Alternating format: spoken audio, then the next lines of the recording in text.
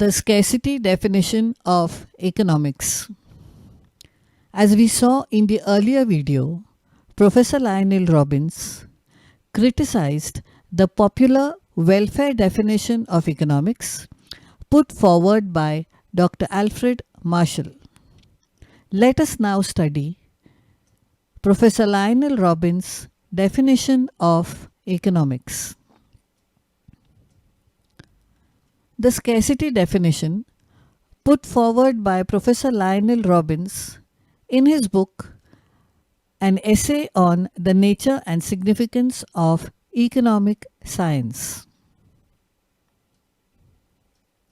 A British professor of economics and a prominent member of the economics department at the London School of Economics, Professor Lionel Robbins, who is famous for his quote, "Humans want what they cannot have," published a book, An Essay on the Nature and Significance of Economic Science, in 1932. He has defined economics as: economics is a science which studies human behavior as a relationship between ends and scarce means which have alternative uses. This is the most commonly accepted current definition of economics.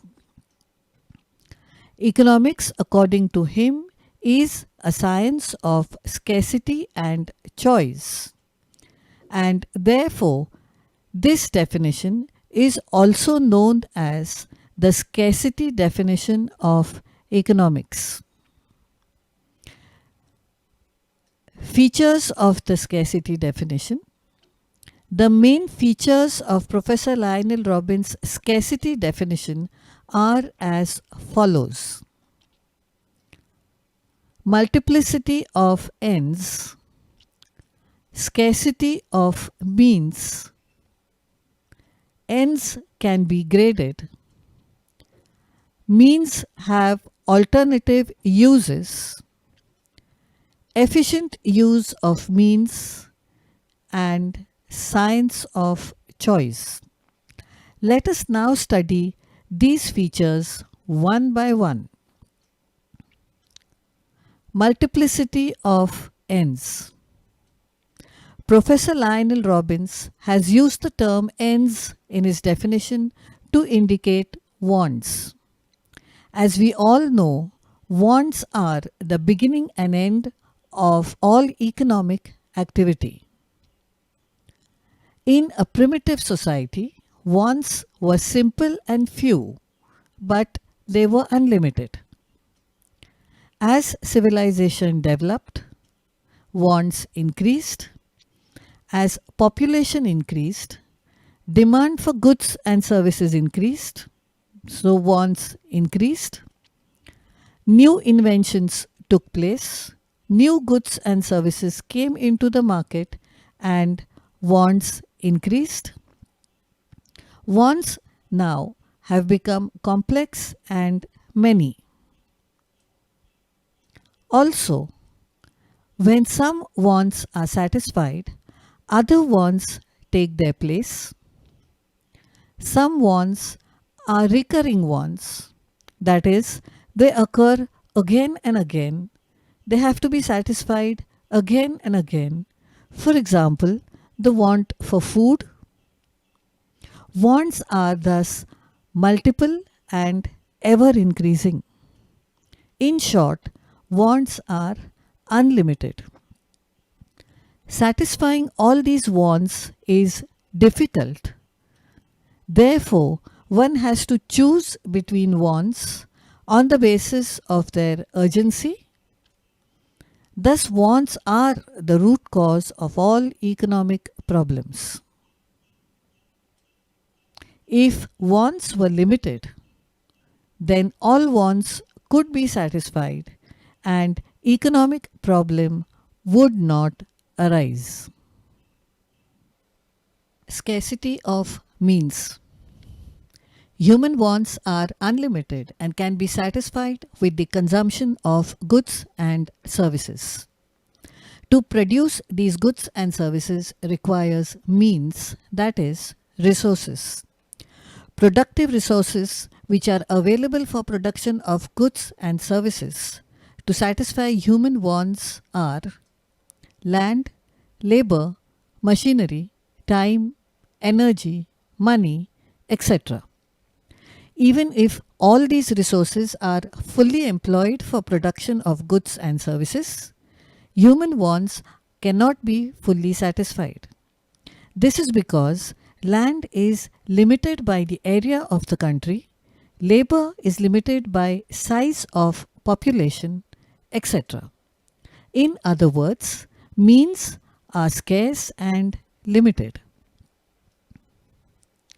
The term scarcity indicates relative, not absolute scarcity, that is, in relation to its demand.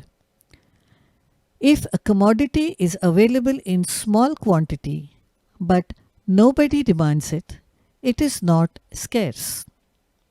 Similarly, a commodity may be available in small or large amounts, but its demand is still greater than its supply. It is scarce. For example, in a class, 30 pencils might be required and 25 are available. There is scarcity. In a school, 3,000 pencils may be required, 2,500 are available. They are still scarce. Although resources have increased over time, the demand for them has outpaced their supply and therefore scarcity continues. Scarcity of resources is a universal fact, that is, an individual or a country, whether rich or poor, cannot escape this problem. For example, a poor country might be trying to achieve its basic requirements, while a rich nation might be trying to maintain its existing standard of living and improve it further. Both, however, face scarcity. Therefore, multiplicity of wants alone cannot create an economic problem, but along with scarcity of means to satisfy them, it creates an economic problem.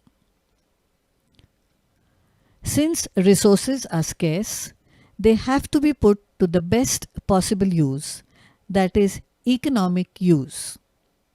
Optimum use of these resources should be made, that is, full use, and avoid waste. We have to choose from among these resources according to priority, whether more of land, labor, capital, electricity, coal, etc. should be used. One has to economize on the use of resources. If means like ends were unlimited, there would be no economic problem, as all wants, whether limited or unlimited, could be satisfied. Therefore, multiplicity of ends and scarcity of means are the two foundation stones of economic science. Ends can be graded. Scarcity of resources imposes limitations on the ability of an individual or society to satisfy wants, and therefore the individual or the society has to give up some wants and choose some wants. Though wants are unlimited and large in number, all are not equally important. Some wants are more important and urgent than others. Therefore, wants can be arranged in a descending or diminishing order of importance on the basis of the individual's or society's preference. This is known as the scale of preference. All individuals have a scale of preference. Therefore, the concept of scale of preference is universal in nature. The scale of preference itself, however, is subjective. It differs from person to person. Therefore, ends can be graded. A rational person will choose few important and urgent wants for satisfaction, for example, food, clothing, shelter, etc., and the less urgent wants can be rejected or their satisfaction can be postponed. Therefore, one has to choose between wants.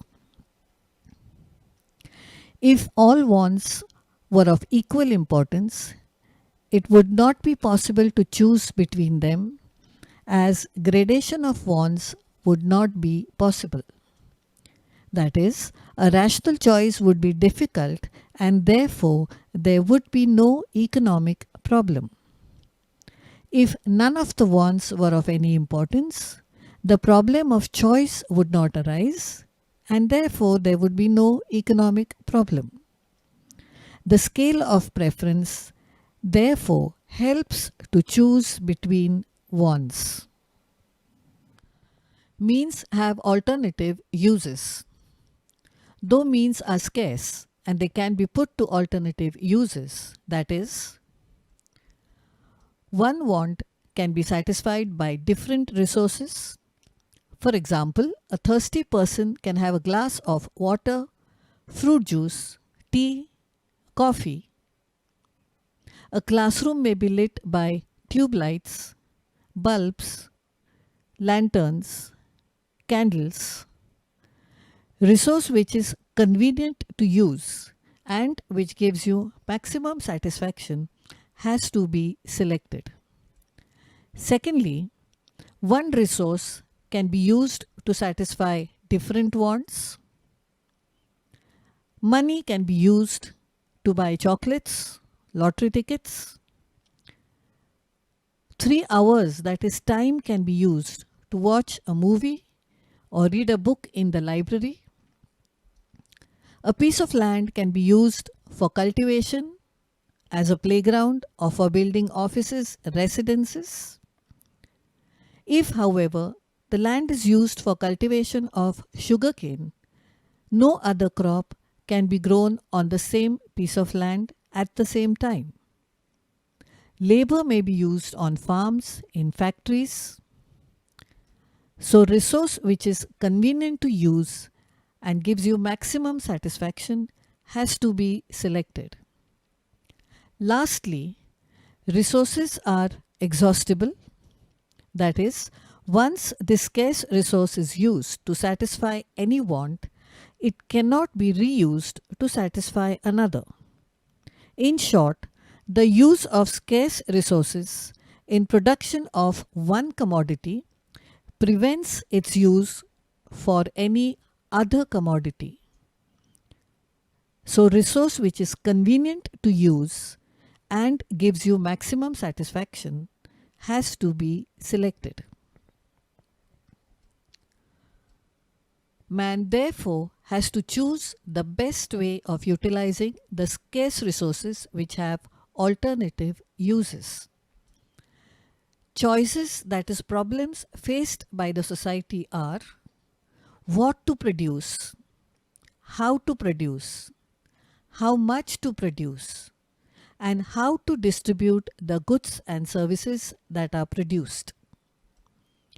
Since resources can be put to different uses, choice becomes difficult, and therefore the resource must be put to the best possible use.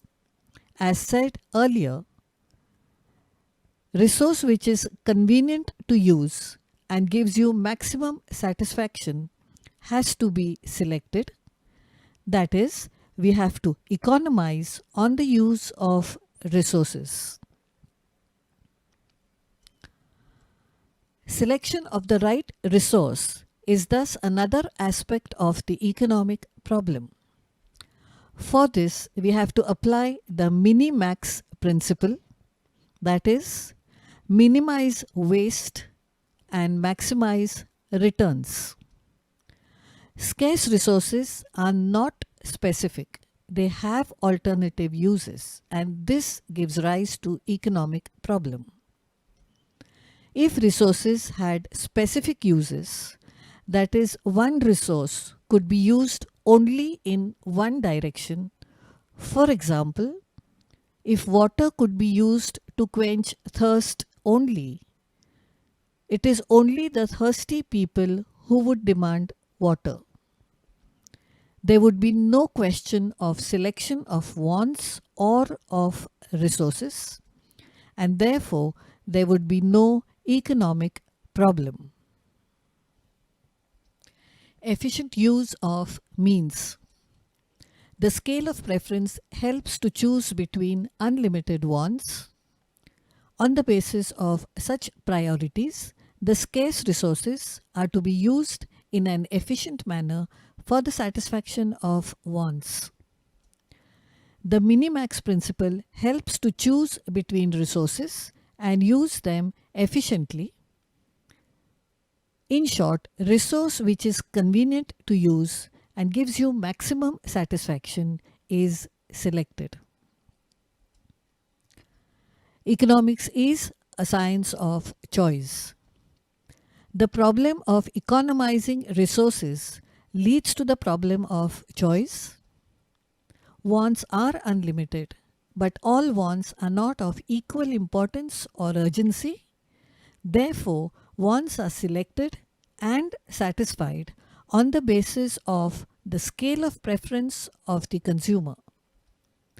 The consumer also has to select the right resource for satisfying a particular end, and therefore the minimax principle is applied. Since the consumer is choosing between ends which are unlimited and choosing between means which are scarce and have alternative uses, economics is termed as a science of choice. The scarcity definition, according to Professor Lionel Robbins, all four conditions, that is multiplicity of ends, scarcity of means, gradability of ends, and alternative uses of means, have to be present for an economic problem to arise. If any of the four factors is absent, economic problem would not arise. In the next video, we shall see Professor Paul Samuelson's growth definition of economics.